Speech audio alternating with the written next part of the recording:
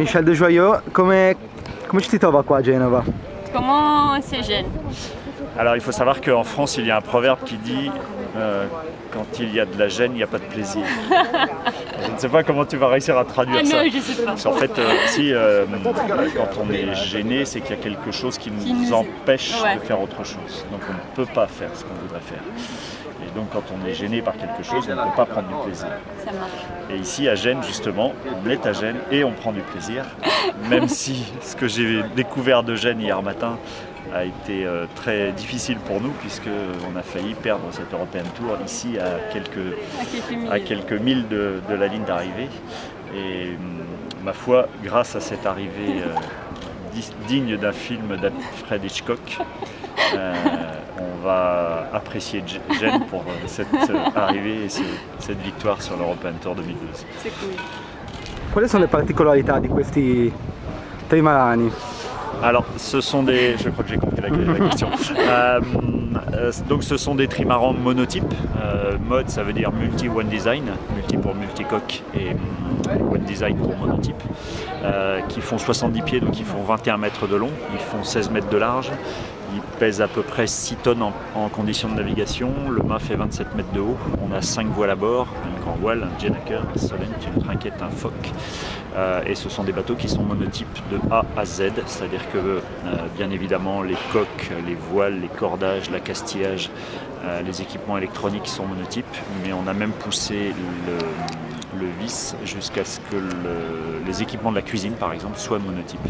C'est-à-dire qu'on est vraiment tous sur les mêmes bateaux et seul le nom du bateau et l'équipage est différent sur les bateaux. Donc c'est vraiment du sport pur, on ne fait pas de technologie puisque justement on a exactement les mêmes bateaux et on a le droit de ne toucher à rien et c'est vraiment l'objectif. Alors l'avantage c'est que quand on va moins vite que son voisin c'est qu'on n'est pas bon et qu'il faut encore travailler. Quand on va plus vite c'est qu'on a trouvé les bons réglages et qu'on va essayer de les garder. Ecco, se dovessi usare 3 parole per descrivere i Mod 70, solo 3 eh? 3 mots pour décrire les modes 70. Amusant, exigeant, spectaculaire. Divertente, esigente, spettacolare. Grazie. Et Michel, aussi la Volvo Ocean Race a fait des bateaux monotypes. Et, tu penses que la monotypie c'est le futur aussi pour les océans? Qu'est-ce que tu penses Non, la monotypie pour moi c'est on va dire c'est un stade de ce sport mécanique qu'est la voile. Il ne faut pas oublier que la voile est un sport mécanique et donc il y a sport et il y a mécanique. Sport, c'est de savoir faire avancer un bateau à voile, de savoir choisir sa stratégie, de savoir organiser un équipage. Ça c'est la partie sportive. Et puis la partie mécanique, c'est de la technologie, c'est des flotteurs, c'est des voiles, c'est vraiment de la mécanique comme le sport automobile. Et si aujourd'hui on fait de la monotypie et que ces bateaux-là, après 15 000 milles, sont capables d'arriver ici à Gênes en n'ayant rien cassé, c'est pas parce qu'on a fait que de la monotypie pendant des années. Ces bateaux sont issus des 60 pieds hors mât qui, entre les années 2000 et 2007, ont beaucoup évolué, ont aussi cassé, c'est vrai, mais on a aussi beaucoup appris.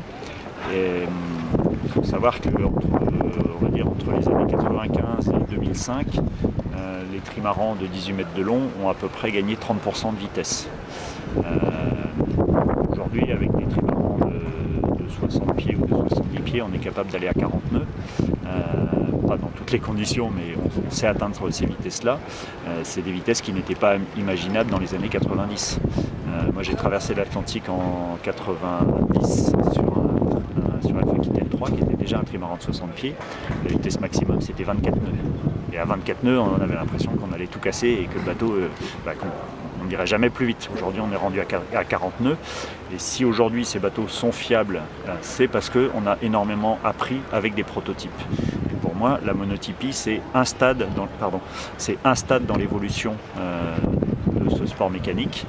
Et quand on fait de la monotypie, on fige l'état de l'art architectural et la recherche à un instant donné. Et si on ne fait que des monotypes, dans 10 ans, dans 20 ans, on n'aura pas progressé. On aura progressé en sport, mais on n'aura pas progressé en technologie. Et si les Européens, les Français en particulier, peuvent aujourd'hui apporter ces modes 70 en version monotype, c'est parce qu'il y a tout un savoir-faire. Et si on ne fait que des monotypes, on casse ce savoir-faire, on casse cette dynamique-là. Donc ça répond, la monotypie répond à certaines demandes en matière de coûts de fonctionnement des bateaux de course, mais si on n'avait que des monotypes, on n'aurait pas par exemple les AC72 qui sont magnifiques et qui vont encore faire évoluer des choses, et si on n'avait fait que des monotypes, eh bien, on n'aurait pas aujourd'hui des trimarans qui sont capables d'aller à 40 nœuds et tout en étant fiable. Donc un sport mécanique a besoin de monotypes pour des raisons économiques et de prototypes pour évoluer et pour continuer de progresser. Moi je suis passionné de technologie, je suis venu à la voile et je suis venu à la compétition par la technologie. S'il n'y avait eu que des monotypes, je ne serais peut-être jamais venu à la compétition. Donc il faut tout. Et justement, il faut l'alternance entre prototype et monotype. C'est comme ça qu'on grandit. Donc, la Volvo a fait le choix, les organisateurs ont fait le choix de passer en monotype pour des questions, je pense, économiques. Mais il faut savoir que si on fait ça, on casse toute une chaîne d'évolution, toute une chaîne d'apprentissage et d'expérience, et qu'on mettra peut-être beaucoup de temps à redémarrer derrière. Donc il faut faire très attention à se dire aujourd'hui, la monotypie c'est très bien, mais il n'y a pas que ça dans la vie. Excusez-moi, j'ai été un peu long, donc tu vas pas réussir à traduire. Je vais jamais traduire ça.